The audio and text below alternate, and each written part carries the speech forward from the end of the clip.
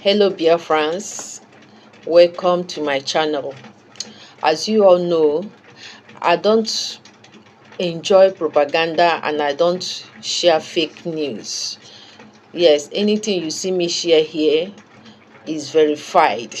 Okay, a lot of people came to me and be asking me about this video that is playing on my screen now, about what happened. Is the video, because a lot of people are saying, oh, it's doctored video, it's AI generated video.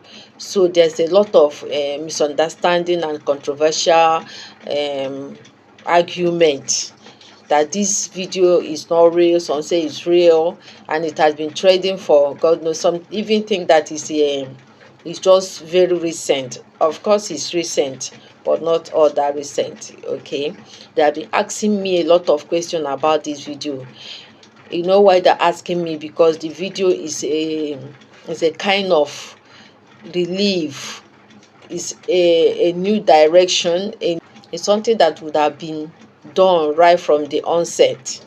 Everybody are just interested in the video, so I decided to come and verify and talk to you guys about the video, what it's all about. Okay, now this video you are watching now is the reason Nigerian government brought down the court case of our leader Mazi Nnamdi Kanu from October 10th to September 26th. This same video is the reason a lot of things are going behind doors. Money are passing hands, people are sharing money, a lot of Ghana must go money being shared across the globe, consultant, a lot of things is happening, which of course many of us don't know. You understand? And I believe the British government is doing everything humanly possible to make sure that this move is thwarted. This move is not going anywhere. But as God is on our side, victory is sure. Yes, this video you are seeing now is a video about Bruce Fein meeting the Department of State Secretary to the United States. Okay, yes, Bruce Fein and some world-noted Igbo leaders based in US, they met and they petitioned to Donald Trump to intervene in the ongoing detention, the dehumanization and the torture against our leader, putting him in prison without trial. This meeting takes place this video happened on the 31st of August. That's when it happened. It's not just, some said it was yesterday, last after the court hearing. No, it's not that. This petition happened on 31st of August.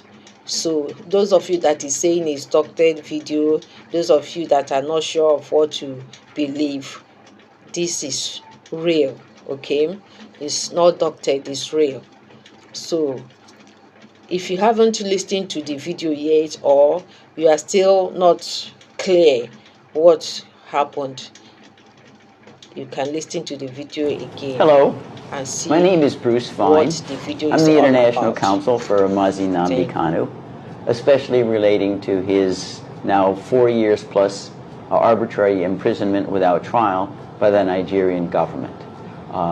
Here is a document that we all in this room have prepared. It is a petition to be filed with President Donald Trump asking that he list 6 Nigerian high-level officials, 5 judges and a former Attorney General, Mr. Malami, under the Global Magnitsky Human Rights Accountability Act. Now, to qualify for listing, you need to be systematically engaged in a violation of internationally recognized human rights. And all of these listed individuals have been engaged in persecution of Mazi Nnamdi Kanu for over 4 years, denying him a right to fair trial, denying him a right to freedom, denying him a right to speak with counsel, and most importantly, denying him a right to free speech, trying to punish him for peaceful advocacy of a time-honored justification for self-determination, most recently undertaken in South Sudan, for the Biafran people to decide whether they wish to chart their own destiny as opposed to remaining in the Nigerian orbit. Remember that the Biafrans never did join Nigeria. There was never any vote for Biafrans to say, we want to be collectivized, as the British ordained in 1914. You don't need to secede from a company that you never joined in the first instance. And that's what Nnamdi Kanu's campaign is about, indeed the higher campaign from Biafrans.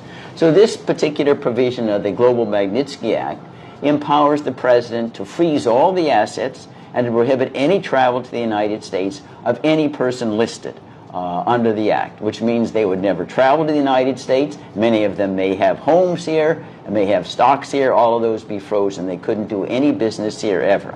Moreover, the Magnitsky Act also is stigmatizing.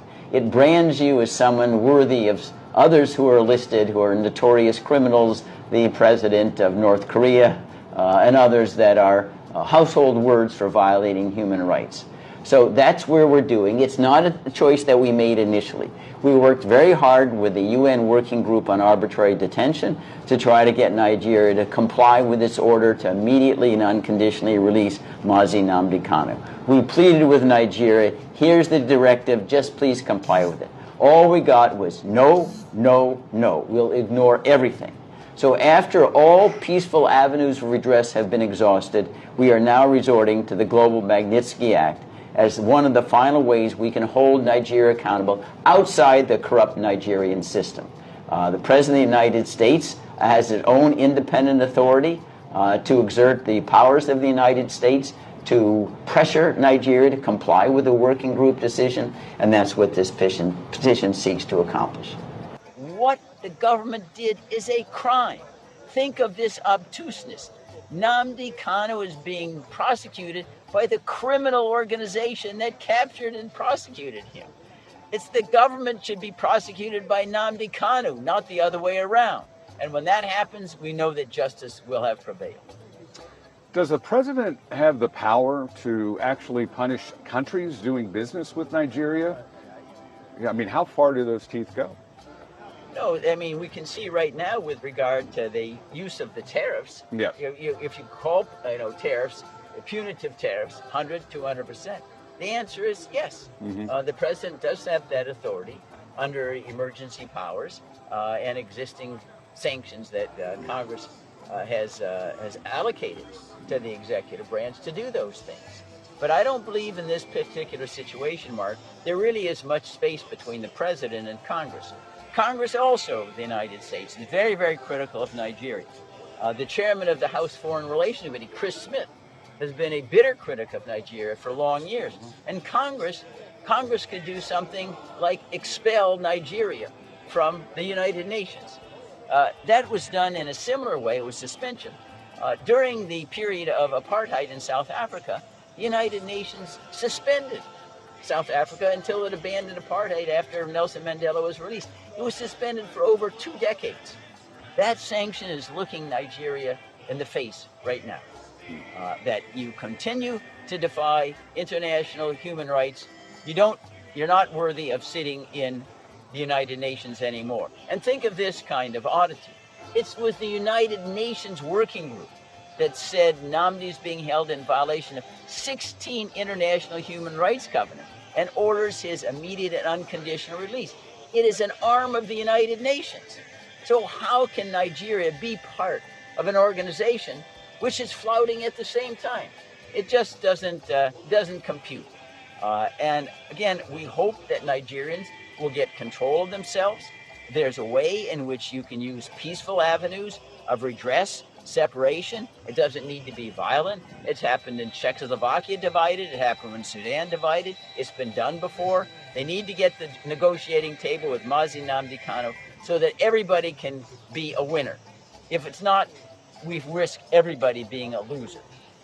As an attorney, one last thing. Bruce, if you could expound on the difference of how they captured Mazi Nnamdi Kanu. Was it more of an arrest or a kidnapping? No, this was a kidnapping out and out. He's driving to the airport, Nairobi. They kidnap him, take him to secret premises, torture him for 8 days, then stick him in a private plane to go back to Abuja. That is kidnapping by any other name. Moreover, the Nigerian courts themselves have acknowledged the kidnapping but said, well, it doesn't really matter. You can prosecute the fruits of your kidnapping, which runs contrary to all law. That is, a fundamental rule from the beginning of time is you shouldn't let crime pay.